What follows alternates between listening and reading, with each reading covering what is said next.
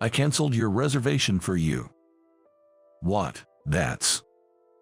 On the day of the eagerly awaited company trip, I was perplexed upon arriving at the meeting place. No one was there. I called my boss, Adam, to check what was going on and received the response I just mentioned. "Well then, I wouldn't enjoy the trip just looking at your smug face. Don't take it personally." Adam said this unilaterally and hung up the phone. My name is Michael. I'm a 25-year-old office worker. I was raised in a single-parent household. My father died in a traffic accident when I was still young. Since then, my mother has been working desperately at multiple part-time jobs to raise me on her own. She worked at a convenience store from late at night to early morning, and at a restaurant from the afternoon to the evening. In between preparing meals for me, I'm truly grateful for her. That's why I wanted to become independent as soon as possible and give back to my mother.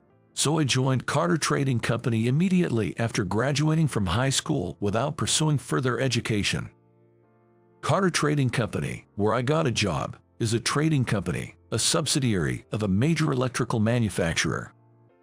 They handle a wide variety of electronic components and are busy every day with many customers. At first, I was fumbling around and often turned pale thinking, I won't make the deadline.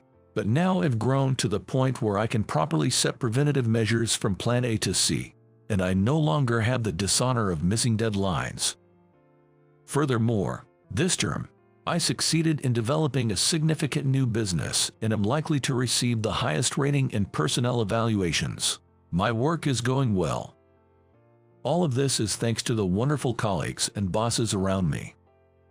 Most employees at Carter Trading were university graduates. So when I joined a company straight from high school, I was initially intimidated and felt out of place working alongside my older peers. However, my colleagues and bosses never looked down on me for being a high school graduate. Instead, they were kind, saying, "You work hard for someone so young. If you have any troubles, feel free to talk to us." This made me feel secure and allowed me to work comfortably. Now, I am leading a project team for new business sales and managing 3 subordinates. My career should have been smooth sailing. But since joining the company, there has been one person who has always treated me harshly, causing me trouble. His name is Adam Patterson, the son of the company's president, John Patterson, and my direct boss. He is overly obsessed with being the president's son and looks down on everyone, whether they are his superiors or subordinates, with a terribly biased mindset.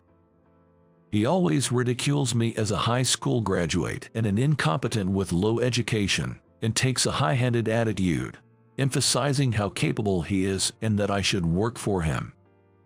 Colleagues and even higher-level managers like department heads are troubled by how to deal with him. One day, while I was working overtime alone for the next day's tasks, Adam approached my desk with loud footsteps. "Hey, Michael." "Jess, what is it, Adam?" "You screwed up the parts order for Company A. Fix it right now." But Adam, aren't you in charge of Company A?" What are you saying? Are you talking back to me? As my subordinate, you should also take care of my work." "That's unreasonable. Stop complaining and go apologize to the client first thing tomorrow morning. Tell the delivery destination about the delay as well." "But tomorrow, I have a commitment with a client." "Don't mess with me. Just go there tomorrow, no matter what." Adam was red-faced with anger, but it was completely unreasonable. The company was his responsibility, and there was no way I could know the progress of their orders and dispatches. Perhaps sensing my defiant attitude, Adam continued, "Seriously, why does someone as incompetent as a high school graduate like you even work at our company? Keep up that cheeky attitude, and I'll have you fired." Such tyranny. Then, as collective responsibility, your subordinates will be fired too. I am the son of President Patterson. Since I'm telling you to do it, just do as you're told without backtalk. I understand. It's always a headache dealing with him flaunting his son of President Patterson authority unilaterally. Adam seems to genuinely despise me, a high school graduate who has high customer satisfaction from clients and has made significant achievements in developing new businesses. Adam looked down on me with disdain as if mocking me. You should have just obediently said so from the start and then left. I decided to adjust my work schedule and contact the clients. Then, I pulled out a company's documents from the drive to check the content and review the emails with the client. What was uncovered there was not Adam's ordering mistake, but rather an ordering oversight. It was necessary to reschedule the delivery date and reorganize various schedules accordingly. I sighed deeply, put my hand on my forehead, and started thinking hard about how to handle the situation when I thought I heard a noise from behind. When I turned around, the door of the sales department was ajar. I assumed someone from another department had passed through the corridor and didn't pay much attention, bracing myself for a long night of overtime in the dimly lit office, alone in front of my PC. Several weeks after that incident, there was a plan for all Carter Trading employees to go on a trip. Apparently, Mr. Patterson had planned and budgeted for this trip as a form of employee recreation. Mr. Patterson, who had built this trading company from the ground up, was a capable leader and a person of virtue, almost unimaginably different from his son, Adam, and was highly trusted by the employees. The travel destination chosen by Mr. Patterson for everyone to enjoy was Colorado. It was a historic resort, well located near the center of Colorado, where everyone was free to go sightseeing during the day as they pleased. Although I wasn't very keen on the idea of a company trip, I decided to join when I realized my best friend from high school lived in Colorado. His name was Jason. I immediately called Jason to tell him about the trip to Colorado. When I asked if we could meet during my free time, Jason was very pleased, and we made a promise to meet. Such an opportunity was precious, as I wouldn't usually have the chance to visit otherwise. I hadn't seen him since I celebrated his graduation from high school, entering college, and living on his own. Jason was what you'd call an honor student, a quiet student who always sat at his desk studying during breaks. One day, I witnessed a scene where a group of rowdy boys were teasing Jason, who was quietly studying, and harassing him.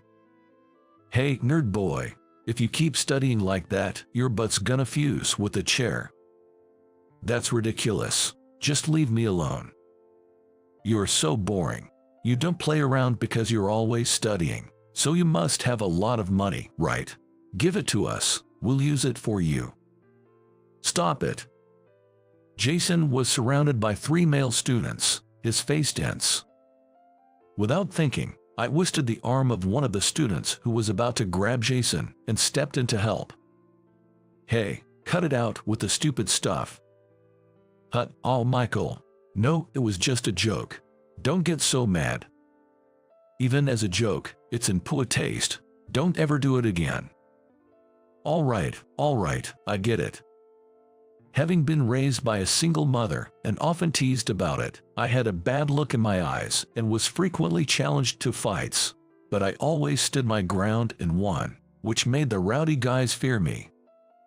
When I glared at them, the entire rowdy group ran off with their tails between their legs. Jason was very grateful for that incident, and that's how we started talking and became good friends. Despite coming from different family backgrounds and having different goals, Jason and I strangely clicked and got along very well. At that time, I was desperate to get good grades to secure a decent job to reassure my mother, but I wasn't very good at studying and was struggling with things I didn't understand. When I shared my troubles, Jason said, "If I can help," and started teaching me. "Hey, Jason, there's something I don't get in math. Do you know how to solve this?" "Oh, for that you use this formula." "Ah, I see, thanks. You really are amazing, Jason." "It's nothing really." "Well, the university you're aiming for is super tough. Are you sure you should be spending time on my studies? Of course. Besides, teaching others deepens my own understanding, so I'm grateful. Haha, I see. That's good then. I'll even raise my grades for the recommendation letter for job hunting. Go for it. Your mom has been so thankful for the study sessions that she treated me to some delicious meals. I really hope your job hunting goes well and makes her happy. That's the plan. I want to make life easier for her as soon as possible, but I also want you to succeed in your university entrance exams. Just make sure not to overdo it. This is how we hit it off and began studying together. We visited each other's homes, studied at McDonald's or family diners during our breaks, and even played games together. Thanks to Jason, my high school life was very fulfilling. Remembering those days, I looked forward to reuniting with Jason and continued to work hard. On the day of the trip, I packed my suitcase and prepared gifts for Jason, then headed to the station. I arrived a bit earlier than the meeting time, but not a single one of the more than 30 employees was there, leaving me dumbfounded. I rechecked the email from Adam, but the time was correct. With a sinking feeling, I decided to wait for the others to arrive. But no matter how long I waited, nobody showed up. Reluctantly, I decided to call Adam. Adam, where are you now? Oh, Michael, what's up? What do you mean? I came to the location specified in the email, but nobody is here, so I called. Too bad, we've already left. What? You're marked as a no-show because you were late. I've even canceled your part of the hotel reservation, so don't bother coming. That's just... Well then, I wouldn't enjoy the trip just looking at your smug face. Don't take it personally. Adam unilaterally said this and hung up the phone. I had been given a false travel schedule by Adam. I was furious about being treated as a no-show for such a selfish reason, but what concerned me more was what to do about my promise to Jason. Looking forward to our reunion and thinking I could move more freely than in a group setting, I decided to travel to the destination at my own expense. When I arrived at the station, Jason was waiting for me at the gate. Jason, it's been so long. You made it, but why are you alone on a company trip? Well, let's hear it later. There's a great restaurant nearby. They serve alcohol, so let's fill our stomachs first. Yeah, sounds good. I'm starving. After celebrating our reunion, Jason and I decided to have lunch and went to a restaurant he recommended. The relaxed seating was divided by partitions, creating a space where we could talk comfortably. We ordered beers as soon as we sat down. Holding the frothy mugs that were soon brought to us, we toasted to our reunion. Cheers, the beer's great. Cheers. As we marveled at the taste of the beer, Jason asked with a concerned look, "What about the other employees?" Well, I was sabotaged by my boss and treated like a no-show. What? Yeah, he gave me the wrong meeting time. When I called, he said my part was canceled. It's ridiculous, right? That's insane. Shouldn't you report this to someone higher up? The thing is, he's the son of the president, and no one dares to say anything. If you oppose him, he threatens to fire you. What a situation. Also, I don't have a place to stay tonight. My accommodation was apparently canceled. Do you know any business hotels nearby? Forget hotels, just stay at my place. Really? Thanks. Explaining the situation to Jason made him even more upset than me, and I felt somewhat relieved. After catching up for a while, we decided to head to his apartment. He graduated from a prestigious medical school in Colorado and has been working at a university hospital since last year. When I visited once before, it was a studio apartment for students, but now it seems he has moved to a spacious 2-bedroom apartment. I was surprised by the spaciousness of the entrance when we arrived at Jason's apartment. That was just the beginning. After being led to the room, I was utterly amazed by the cleanliness resembling a model room, the comfort of the couch, and the large display of the TV. Your place is incredible. I bought a lot of alcohol, but it's so nice here I'm hesitant to open any for fear of making a mess. What are you talking about? It's in the suburbs, so the rent isn't that high. Plus, the hospital gives me a subsidy. I see. This couch is so plush, I could fall asleep in seconds if I lay down on it. Feel free to make yourself at home. While we were having such casual conversations and relaxing in our room where the intercom rang. Ah, they're finally here. Guests. At my question, Jason gave a sly smile. He unlocked the entrance, and after a while, the doorbell rang. When Jason opened the door, Mr. Patterson and Adam from my company were standing there. I've been expecting you, Uncle. And Mr. Patterson. Michael, weren't you supposed to be sick? Yeah. I was completely bewildered and couldn't help but raise my voice. Adam, who was standing next to Mr. Patterson, turned pale as soon as he saw me. Uncle, it's been a while. Please, come in. Jason, it's been a long time. I hear you're doing well. Jason warmly welcomed them into the living room. As the four of us sat on the living room sofa, I couldn't help but ask Jason about his relationship with Mr. Patterson. Jason, you know him. Jer, he is my uncle. Uncle, then Adam is. Yeah, we're cousins. What? I was also surprised to find out that Jason and Michael were friends. The reason I chose Colorado as a destination was to see Jason after a long time. Is that so? I was astounded to learn that they were Jason's relatives. Jason chuckled at my reaction, then gave Adam a stern look.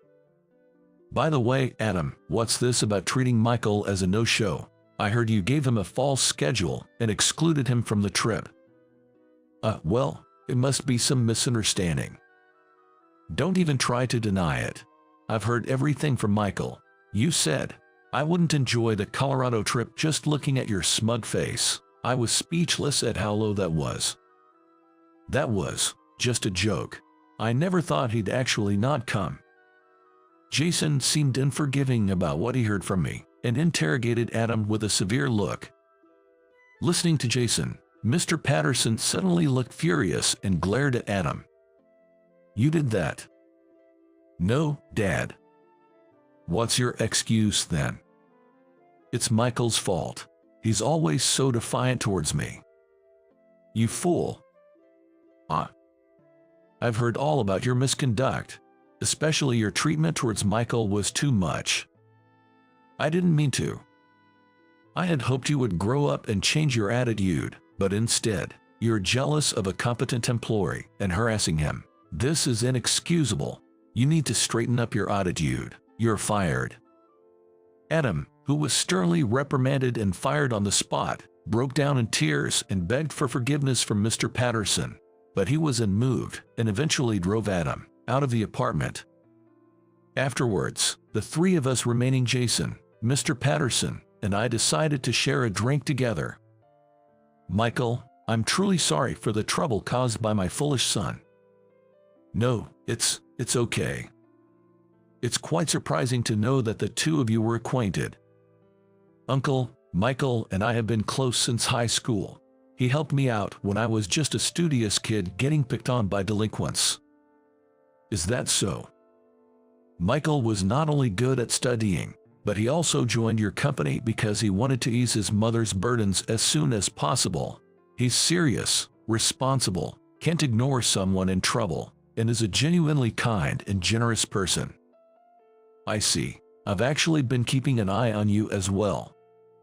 Really? He smiled kindly at me.